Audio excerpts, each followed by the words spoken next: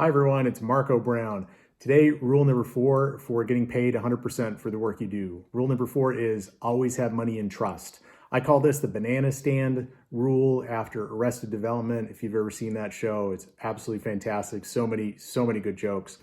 But there was this kind of running joke throughout the first couple seasons, in which the dad who was in a federal penitentiary was telling the son, and the family lost all of its money.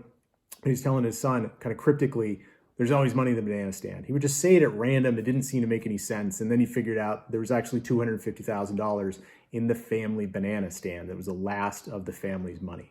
And that's the principle here. You have to have money in trust at all times, just like there was always money in the banana stand. Now, what most attorneys do is they take a retainer, $2,000, $3,000, $4,000, and then they get that thing down to zero, and then they go in the negative, and then they try to get back up, but only to zero. So they're always going from zero into the negative, back to zero to the negative.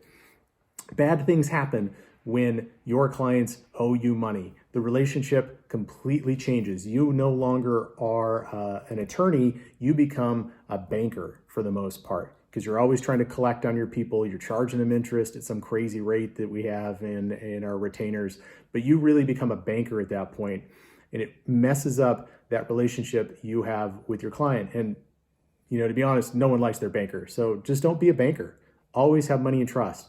What you should do is set wherever you want to have your retainer level, and we'll talk about how to do that, but you want to set it there, and then you want to keep it there. You always want to keep that money in it. So you always want to have positive money and then get down to zero and get back up. You never want to play the game where you're in the negative. And a couple other things to think about here. When people owe you money, not only does the relationship change, but your clients are vastly more likely to stiff you in the end if you let them get down below zero.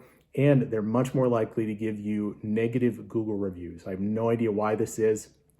So even if they're not terribly happy, but you're in the positive and you give them money back at the end of the case, when you refund their retainer, that's a different deal than when they're in a negative and they owe you a couple $1,000s at the end of the case, and you've done really good work for them, you finished it up, but they still owe you money. You're much more likely to get a 1-star Google review. I don't know why that is, but it is.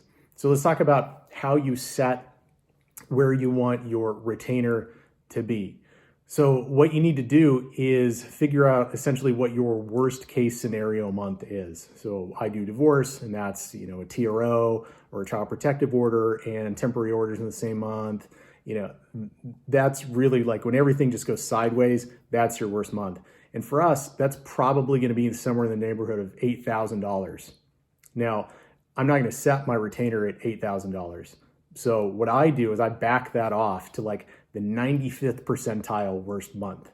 And that gets me down into a manageable area for a retainer where people can actually afford it and they'll pay it. So if you can't do it at 100 because it's just too high, you can back it off to like 95 or 90th percentile and work the numbers from there. But you really need to have a significant amount of money in retainer, and you need to keep it in there all the time. The easiest way to do that is to have a credit card on file that you just bill every month, so you get them back up to the level that you want the retainer. It's called an evergreen retainer. It's by far the best way to do it. It'll keep money in there and ensure that you have some insurance that you're going to get paid for what you're doing. So if you need a copy of that kind of evergreen retainer, the credit card authorization, let me know. Happy to share that with everybody.